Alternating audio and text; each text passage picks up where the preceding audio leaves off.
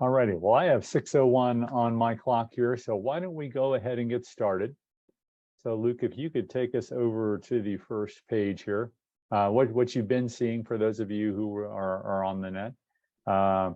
You've been seeing a scrolling window of our teams from last year and some of the quotes from the students. But let me welcome you to our session tonight. We're so happy that you're here. We're looking forward to telling you about the MSBA-BA program and fielding your questions as we go. So you can ask questions along the way, or you can ask them at the end. So a little bit about our agenda tonight here. You see those things in front of you, those topics. But I think first off, we're going to go with CBA introduction. The CBA is the Center for Business Analytics. So my name is Jay Winkler. I'm the Executive Director for the Center for Business Analytics. And I'll turn it over to Dr. Cliff Ragsdale. Thanks, Jay. I'm Cliff Ragsdale. I'm a professor in the BIT department, but also serve as academic director for CBA and work with the MSBA-BA program here. Linda, over to you. So my name is Linda Christie, and I'm a director here in the Center for Business Analytics, and I work with the capstone projects in particular and helping to run the capstone classes. I'm going to hand it over to Luke. Right, and my name is Luke Williams, and I'm the Associate Director of Marketing, Communications, and Events here for the Center. Glad to have you all with us. All righty, thanks, Luke. And I will mention also Shannon Dillon, our program coordinator, is not with us tonight. But if you apply to the program, you will get to know Shannon very, very well. She will help you through that entire process and work with you on all of your needs along the way. So why don't we go ahead and jump to the next page here. So one thing I want to tell you as you look at this next page, and I'm going to read a little bit to you, and I apologize for that, but it's important.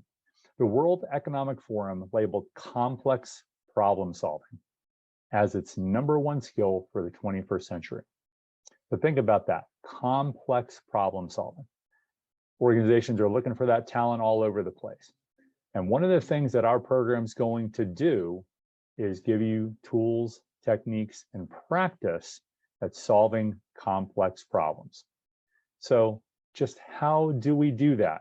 So I'm going to turn it over to Dr. Ragsdale, our academic director, to tell you about that a little bit more. Yeah, thanks, Jay. So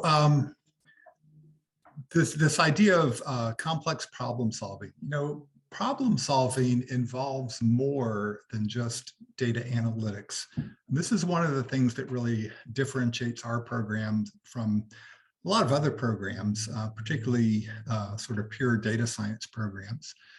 It has this problem solving focus to it. And so, when you're solving problems, there are some analytics involved, or what you might call, more hard technical skills, but there's a lot of soft skills that go along with it as well. Communication skills, working with clients, delivering highly polished professional presentations.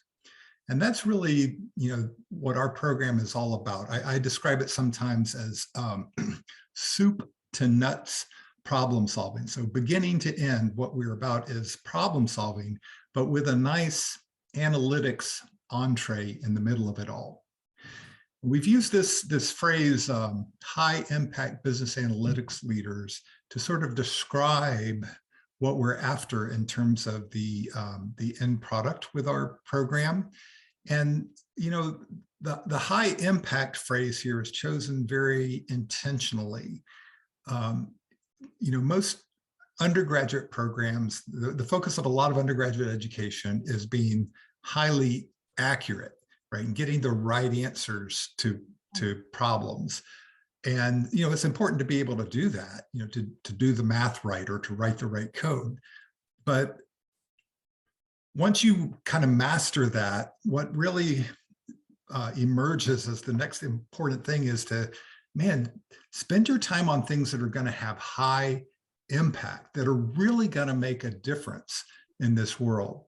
And that's what this program focuses on. And again, a lot of the high impact comes a lot of times from, being able to triage and diagnose problems to figure out, which ones really hold the potential to have high impact? And bringing about change, it's one thing to come up with the right answer to a problem, but getting that solution implemented, takes some persuasion and some good presentation skills. And that's, what our program really is all about. So we call it high impact business analytics leaders. And you can think of graduates of this program as being analytics project managers or engagement managers. And really, engagement managers is another name for consultants. That's what consultants do. They engage with a client to solve a problem. And that's at the heart of what our program does. Later on, Jay and Linda will talk about the capstone projects that we do in our program that are, really, really critical to the program. The key feature of the program, really. So working with these capstones projects really gives you the experiential learning environment. It's like a laboratory where you get to practice a lot of these softer skills that I've been describing, along with the hard technical skills that you pick up in classes along the way. So Luke, if you could move us to the next slide. This gives you an overview of what our curriculum is all about. And up at the top here, it sort of lays out for you these 6 steps of this problem-solving process. This is what I call the cognitive scaffolding of problem solving that all of the students in our program come away with. And this is a set of skills that is going to serve you really well in problem solving for the rest of your lives. In addition to that, there's the more traditional academic component of the classes that you take. Okay, so our program actually starts in, we often refer to it as summer 2. So this would be like starting in July through early August. There's an online class that you take during that period. So you can be taking it from anywhere. And some of our students do internships or have jobs while this is going on. Makes for a very busy second half of your summer because you're going to be challenged in this class, but it's doable. So that happens online. And then we move into the fall semester. And really, I should mention that before moving into the fall semester, we also have a 3-day orientation session that runs the week before fall classes start, which is a really, really important and fun sort of kickoff to your year in the program. So we have orientation, and then fall semester begins with these 4 classes: fundamentals of accounting. There's a organizational behavior class that you take. Now, and for those of you who might be business majors, you might think, "Oh, fundamentals of accounting or organizational behavior again? I've had these classes." Well, let me assure you that these versions of those topics are unlike what you have experienced before. These are classes that are sort of specifically geared to the objectives of our program and the students in our program to sort of put a very problem-solving and analytics spin and focus on those classes. Additionally, there's these 2 BIT classes: Introduction to Business Analytics, where we cover a lot of sort of data wrangling, data scraping, data manipulation using Python, as well as data management skills with SQL and learning about relational databases and how they work. And BIT 5534, which is called Applied Business Analytics, where you learn all of the kind of the standard tools for doing data mining, everything from AI methods with neural networks and classification trees and support vector machines to just more traditional statistical approaches with regression analysis and forecasting and so on. So that fills up your toolbox, so to speak, with a lot of really good analytics tools in those 2 BIT classes. Moving on to the spring, there's 4 additional classes that you would take here. Principles of Finance, a Marketing Analytics class. And again, both of those classes have a very much of a, this analytics problem solving focus to them. Along with those, we have a data visualization class, it's BIT 5424, where you learn a lot about Tableau, as well as a lot of the sort of psychological and even physiological aspects of human perception. And so you get develop a lot of really good skills with visualization in that class. In addition, in the spring, you'll notice this class, Management 5905, which is Business Analytics Capstone. And right beneath there, there's another, Business Analytics Capstone 2. So in those 2 classes, which occur in spring and then the first summer session, basically late May through June, those 2 classes really focus on helping you develop the skills to execute on your capstone projects for the year. Capstone projects, by the way, I should mention, actually start in the fall. They start in mid-September. And so we're working on those things basically for about 9 months throughout the program, starting in the fall. But then we have these 2 classes in the spring and summer 1 that really focus in and drill down on a variety of skills associated with helping you successfully complete and deliver your capstone projects. So there's a total of 10 classes here, 30 hours of very, very jam-packed but fun and challenging year. Starts in July, runs all the way to the end of June. Move us ahead, thanks. If this is of interest to you, and I hope it is, this slide here briefly summarizes our application process. So you apply online through the Virginia Tech Graduate School's portal. It's apply2.graduateschool.vt.edu. There's a $75 non-refundable fee. So there's some stuff that you fill out online for the graduate school application. You will be asked for your all previous transcripts, basically. For most people, that would be your undergraduate transcripts. Those can be unofficial transcripts for the application process. Once you're admitted to the program, you'd have to supply official transcripts. And if you're a Virginia Tech student, they will pick those up automatically for you. Cumulative minimum 3.0 GPA or better. Now, let me say there's a little bit of flexibility on this. We've had some really outstanding students who have done our program who didn't quite have a 3.0. So don't let that be off-putting to you if you don't have a 3.0. One of the things that we're really looking for in this program are students with great communication skills. And so, we've had some students who maybe weren't the best academic performers as undergraduates. I mean, they weren't terrible, but didn't quite have the 3.0, but they had fantastic interpersonal and communication skills, which is, as I've sort of alluded to before, a really important thing in this program. So GPA, international students need to submit a TOEFL or IELTS, unless you went to a school where English was the primary language of instruction.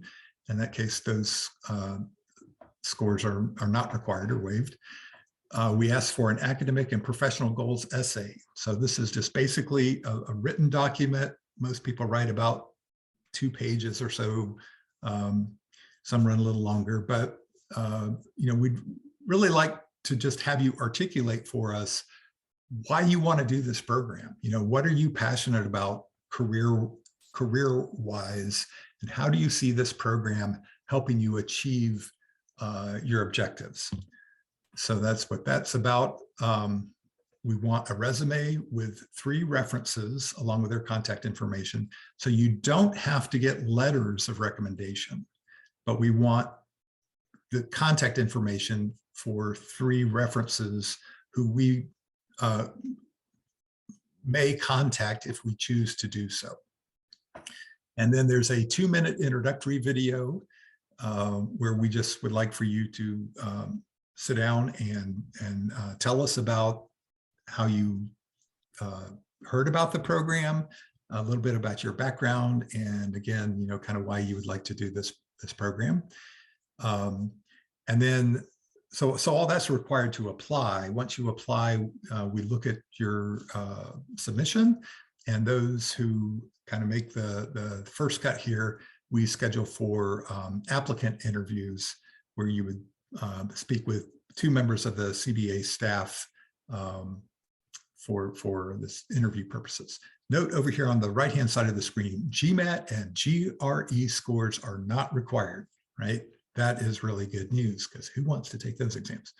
And honestly, one of the reasons we've omitted those scores is, you know, I have found them to be not the greatest predictors of success with our program. And we've had some great students who didn't, you know, have the best scores, kind of along with the GPA idea. You know, we, you know, if we want to have the program open to those who are really interested in it, and we're willing to talk to you if you're not quite there in the 3.0 thing.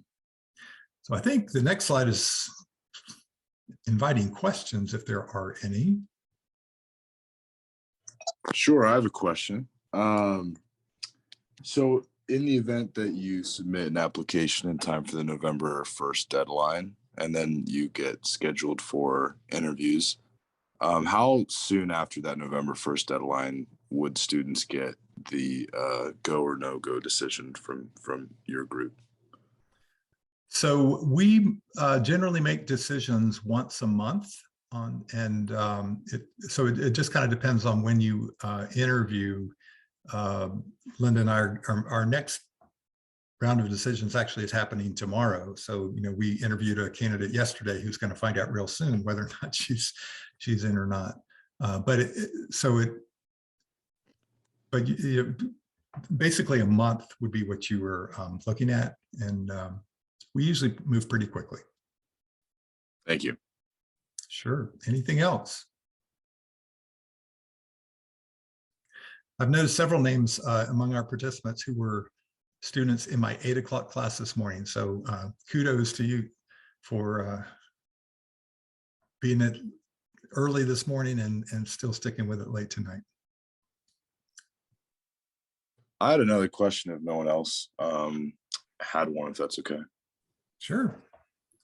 So I'm like halfway through the application process right now, and there's a question asking about like tax dependency in terms of if my parents claim me as a dependent. Is that to verify like kind of how do you say it? Your eligibility for scholarships or something like that? I'm kind of curious what the purpose of the submitting my parents' tax returns is for. Yeah, honestly, I'm not really sure. We don't look at that here. That's not something that we evaluate. So that is a graduate school requirement. And they could be curious about that for financial aid purposes, or it could also be for residency purposes. I'm really not sure. Yeah. Yeah, the only reason I ask is because I'm going to be paying for this myself, but I wouldn't want to give the, like, if I submit my my parents' tax return, I probably wouldn't be eligible for the aid, even though they're not going to be paying for it, if that makes sense. So I just wanted to help that. Well, let me talk a little bit about the aid issue, because that's probably on other people's minds as well. We don't have any scholarships per se, but we do, a number of the students who are in our program work as graduate assistants for the year that they're in our program. And that has some very nice financial benefits associated with it. And basically, it ends up eliminating about half of your tuition. If you're an in-state student, it would take out about half your tuition for the fall and the spring semesters, and also pays you a stipend during the fall and the spring when you'd be working with some faculty member 10 hours a week. And most of those things pay in the neighborhood of $900 a month. It just kind of depends on what department picks you up. Some of the departments pay a little differently, but that's the ballpark figure on that. Okay, cool. Is there an opportunity for graduate students to like teach classes or? That would be most rare in this particular program. Okay. Thank you. I know I shared with a few questions there, but No, that's great. Hi, I just had a quick question. So for the program admittance wise, is it capped at a certain number or does it fluctuate every year based on the amount of applicants? Thank you. Yeah, so we like to have about 40 students in the program. Some years we're a little over that. Some years we're a little under that, but we kind of aim for 40. And that actually relates to the number of capstone projects that we do that Linda is about to talk about here shortly. But we can handle about 10 capstone projects a year. Maybe we could do 11 if we pushed it. And so if you have 4 students per team, then that works out to, a cohort size of about 40. Perfect. Thank you so much. Yeah.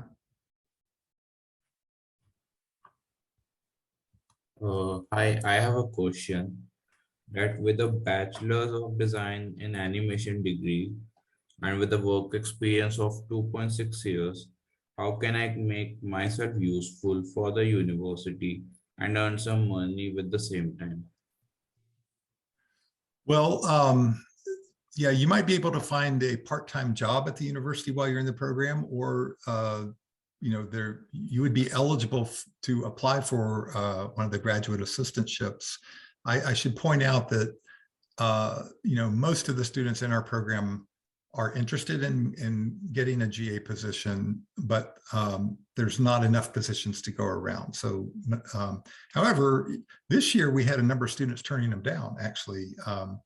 I'm not exactly sure why that was, but, and I can't guarantee that'll be the case in the future, but we actually seem to have a hard time filling all of the available positions this year. Okay, thank you. Yeah, so I think Linda has got some more information for us about capstones, I think. So maybe we'll push on and get to her portion of the program here. So thank you, Cliff. So one of the things I want to clarify that relates to what we were just discussing is this graduate program is a professional master's program. And that means that we're preparing you to really excel in your careers and to have an accelerated path in your career to becoming managers and having higher level positions. And I want to differentiate this from some other master's degrees. So there's some Master of Science degrees that are actually on the way to getting a PhD, where you would have a written thesis and where you might be teaching in classes. This is a little bit different. We're really preparing you for the world of work with a set of skills and a toolbox of exactly what the workplace is looking for. That doesn't mean that you couldn't choose to go on and to get a PhD or to focus on other degrees, but the focus of our curriculum and the focus of our instruction and our capstone life cycle is all set to make you really well prepared for your careers and to do a great job. So let me tell you about our capstone life cycle and a little bit about the projects that we've been working on in the past year and this year. So as Cliff just described, the curriculum includes 30 credit hours of classes, and 2 of those classes that are officially capstone classes. We also have some workshops and we do some work during orientation, which also helps to prepare you for the capstone experience. So you could think about 2 things happening at the same time. On one hand, you're getting lots of theoretical knowledge in your classes, and you're applying that knowledge in your classes in group projects, but you're building the blocks that you're going to use for this major project with a company. And while many of you may have done capstone projects in your undergraduate majors, very few will have done a capstone project that spans 9 months. So the projects start in September and they run through the end of June. Our program ends the 1st of July. So that means it's a very different type of work, working closely with a company. And as Cliff already told you, we spend part of the time defining and scoping a problem. These are not clear-cut case studies where the company comes to us with a data set and says, here, have your students work on this data set. This is a problem where the students need to determine what's the data that's needed. And usually it's multiple data sets. So how will we get those data sets to connect? How will we gather information from various data sets to be able to solve the problem that we have on hand? You will use everything you've learned in your classes, as well as some additional expertise. Each team chooses a faculty advisor with a type of expertise either connected to their analysis or connected to the subject area of their capstone project, or maybe both. So the first part, you're defining and scoping the problem and then decomposing it into the component parts that different members of the team will work on. And as a team, you'll work on solving the problem together. This helps you break down the project into a clear timeline. Those of you who've had a project management class know that it takes preparation and putting together a Gantt chart with kind of each of the pieces and how you can get everything done by the end. We have a firm deadline we've committed to our customers, and they are our customers, these sponsors, that we'll have a deliverable for them in the month of June, and we can't move that. You need to graduate by the end of June, and so we make sure that that happens. So you're going to work on a solution, which includes what I described in terms of the data that you look at, the analysis that you do, and then you need to craft a story. This is the way that you persuade others of what you found, and you tell it to them in words they understand, in a context that makes sense to them. And this is where we talk about some of the soft skills of our program.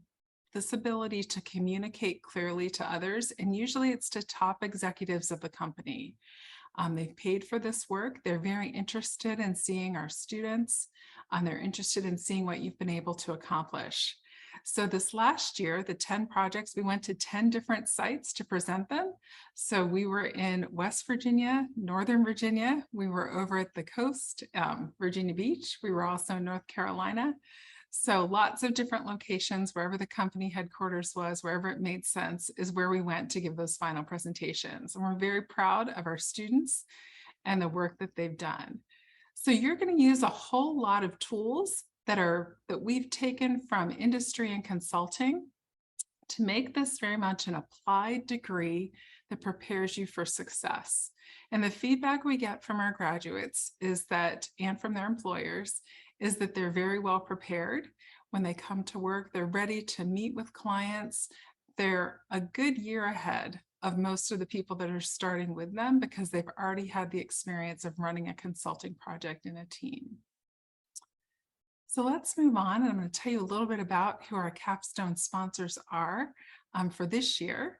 So we work closely with a firm called Leidos. You may be familiar with Leidos. They're in Northern Virginia. They're a major consulting firm.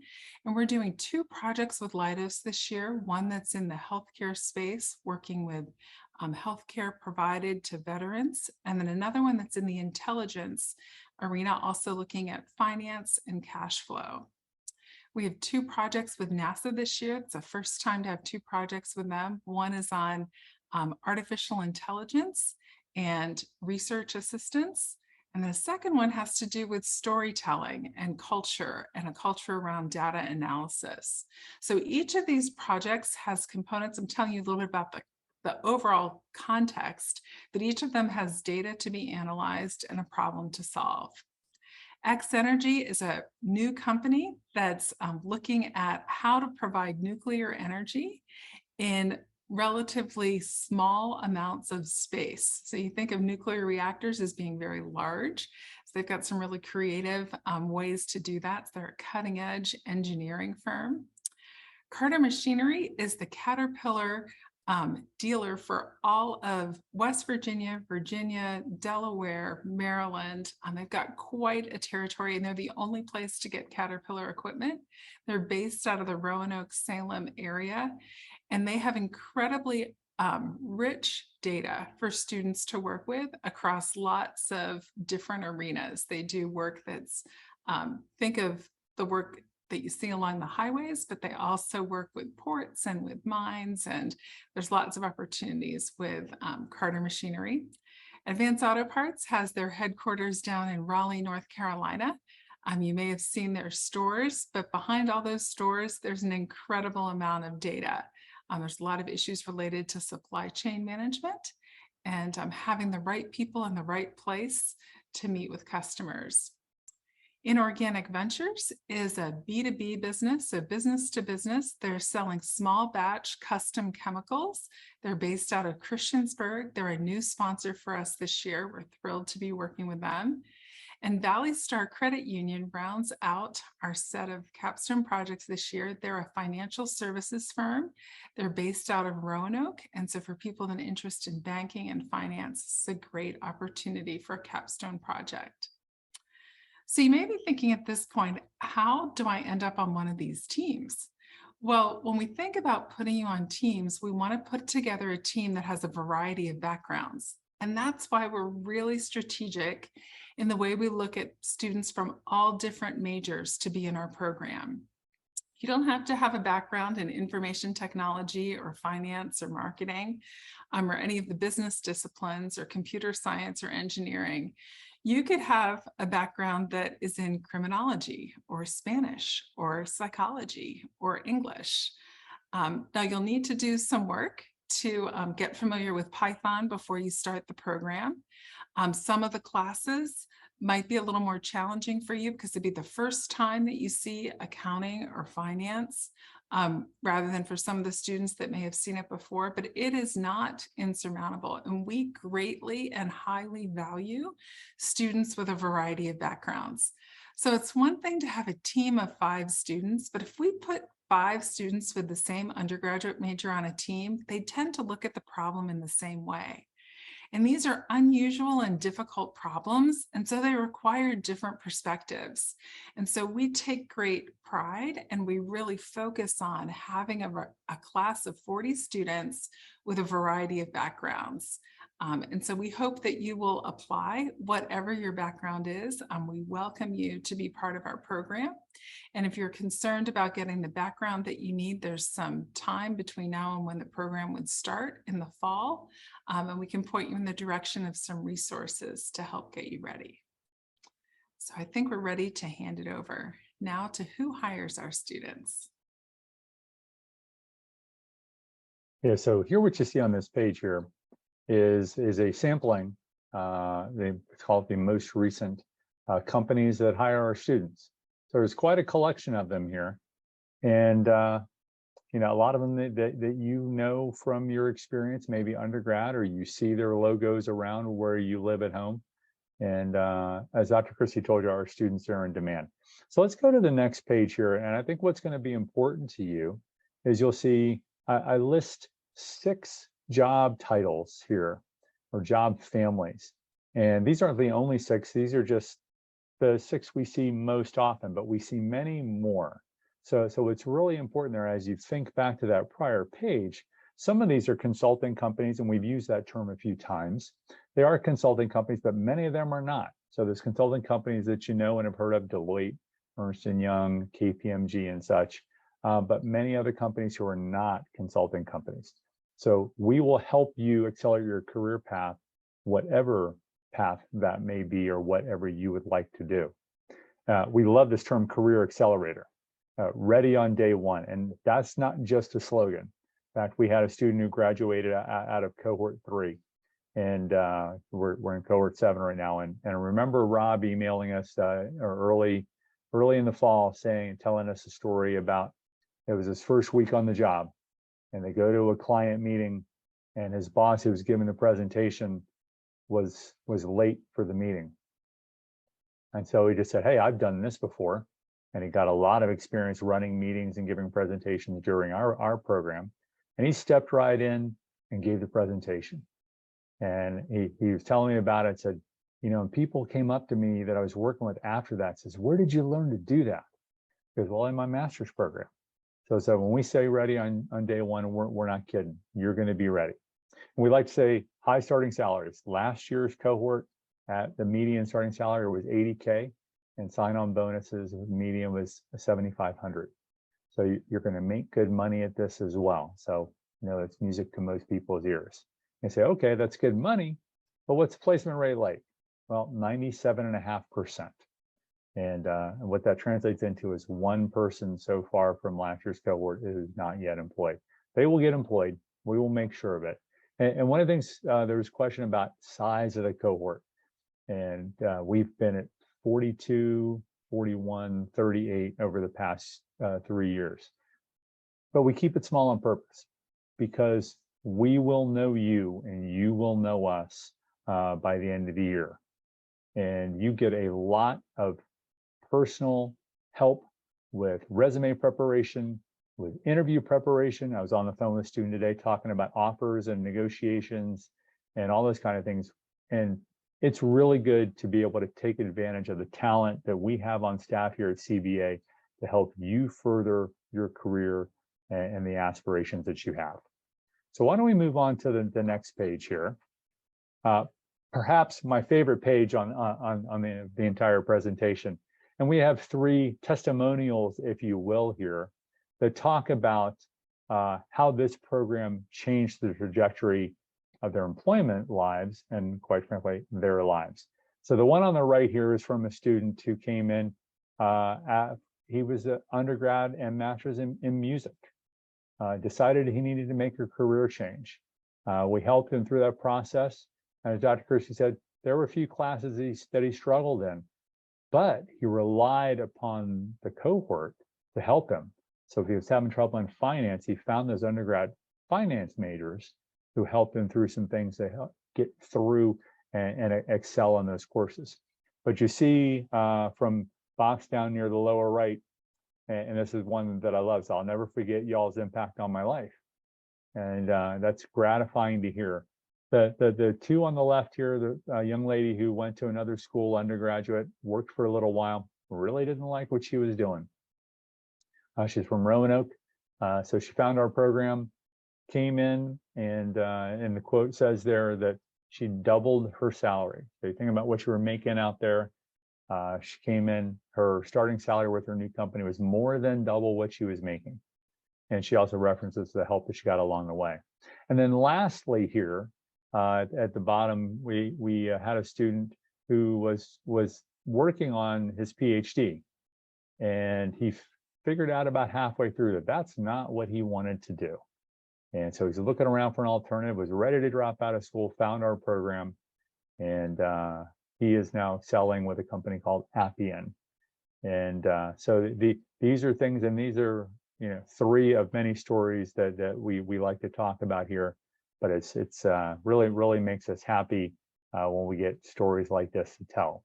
So we'll move on to the next page here if we could. And you see a picture of cohort 7. Great group of students here, and we've enjoyed getting to know them so far. And the thing you see on the questions page, and Dr. Ragsdale talked about the orientation, that questions page, that's a picture from our Venture Out outing that we took as a cohort. That's a ropes course here at Virginia Tech, works on a lot of team building activities. And we had a lot of fun out there, and we've had a couple of cohorts do this, and it's highly recommended. So let's move on to the next page here.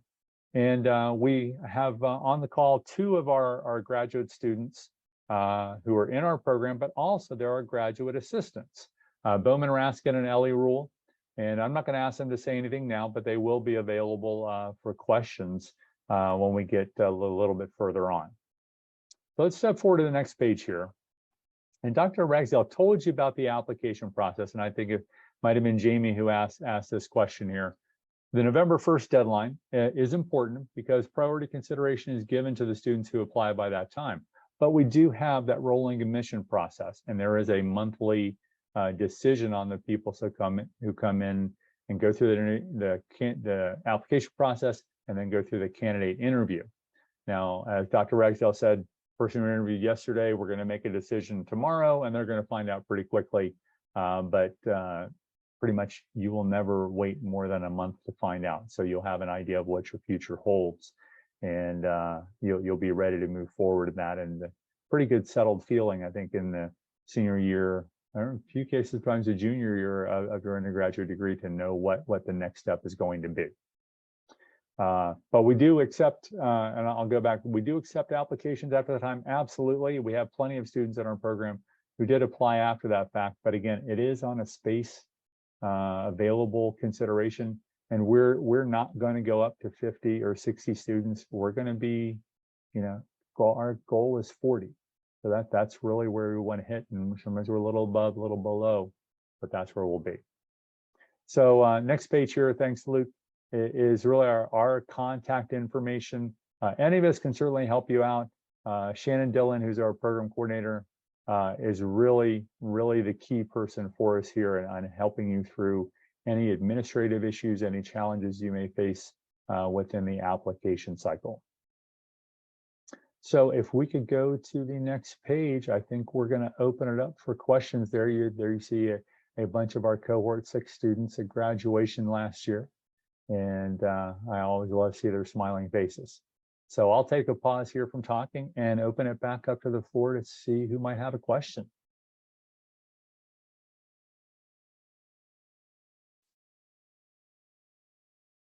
Anybody out there?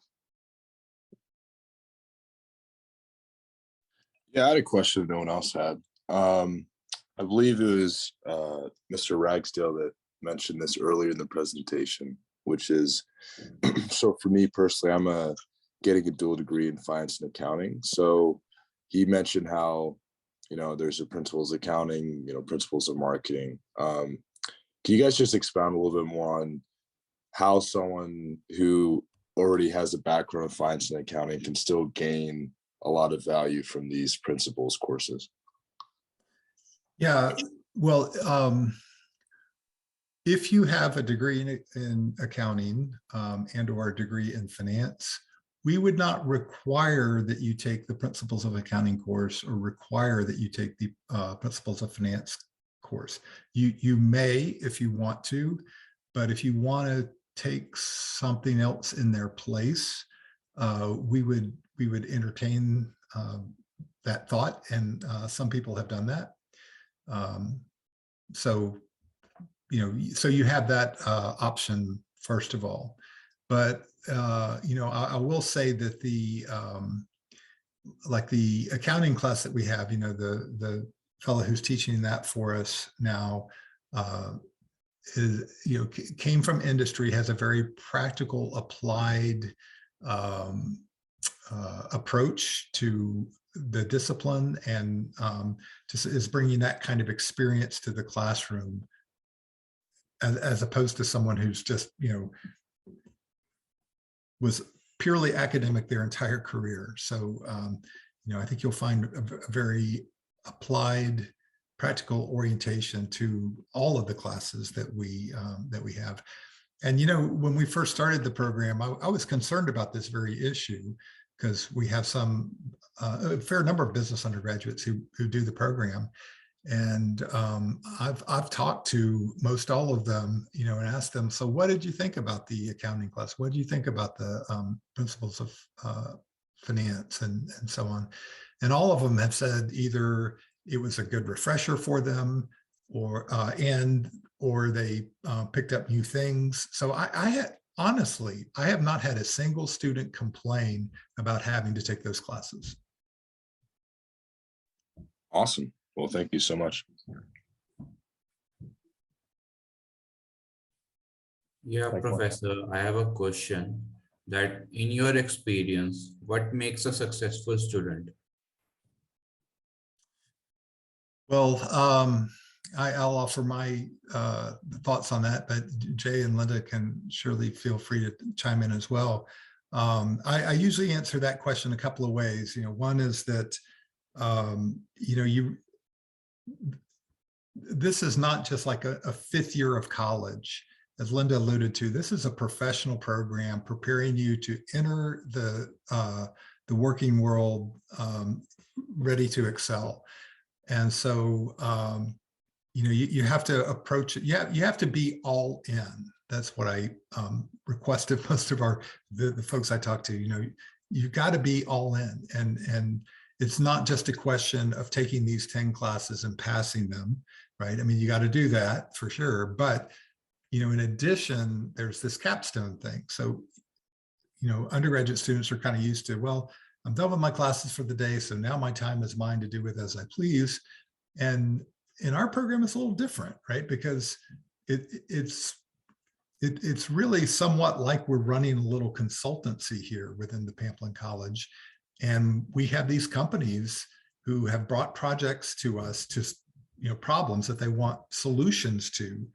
And it's the job of the program, and especially the students in the program, to create solutions for these problems. We have real customers that bring us real problems. They pay real money, and they want real solutions. So, great, your classes for the day are over, but this capstone thing is never over until the end of the year. So I think being all in, approaching it like a full-time job, approaching it like your step into the professional world. And I'll invite Jay and Linda to add any thoughts they might have. Okay, great, thank you. I'll add that another quality that's really important is a hunger for learning. So a real desire to learn in your classes, as well as to learn from your sponsor in the capstone project, and to learn from other classmates. So this is an immersive experience that's much more than book learning. It's experiential learning, it's learning in teams, and it's learning from and with others. So I think people that really have a desire for those types of learning do really well in our program. And the last thing I'll add is energy and enthusiasm, because this is a lot. It's 10 classes, it's a capstone project. You're going to need that energy and enthusiasm to succeed. And yeah, I think if you talk to the students we've had in the past, work hard at it, and you're going to get great things out of it when you're done. Thank you for your answers. Anybody else have anything for us tonight?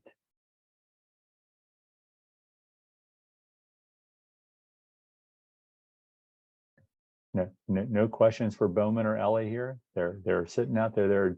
They're GAs for us. They're in the program. Fire one at them here. I'll ask one of Ellie. So Ellie, you were a finance undergraduate. We just heard about these accounting and finance classes. How are you finding classes that are similar to your major in this program? It's perfectly logical, but I enjoy them because I have some background in them. But I think, as you guys touched on, it's super helpful just to be able to create a relationship with your peers. Having that communication with someone who may not understand it as well as you do actually really helps you understand it more, I think. So I think they are beneficial, and I enjoy them. So. Thanks so much. I think one of the things that Ellie just hit on that we haven't talked about directly is that because our program is a cohort program, you take all of your classes together. So those 30 credit hours, those 10 classes, all 40 of you are taking the classes together. And that means you can help each other in different areas where you have strengths. And it also builds a really tight bond across the people in the cohort. Thanks, Ellie. That's a great statement, Dr. Christie, because I think that's really important. And you won't find, if you're the cohort of 40, you won't find 39 lifelong friends in here, but you're likely to find some. And it's a pretty neat thing that you're going to learn professionally, personally from all these people. And you're going to encounter people from vastly different backgrounds than yourselves, vastly different undergraduate majors. And the thing we liked, and I think we mentioned this earlier, if I take 4 people from wildly different undergraduate majors, they're going to come together and solve a problem thinking 4 different ways about it. And they're going to come up with a better solution than if I just had 4 people from the same undergraduate major there. And that's really, really great that diversity of thought, diversity of background is really key to finding the best solution for our customers.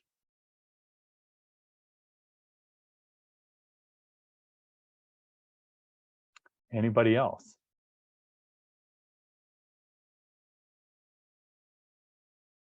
All righty. Well, I don't want to keep anybody longer than they need to be here, but we do thank you for attending.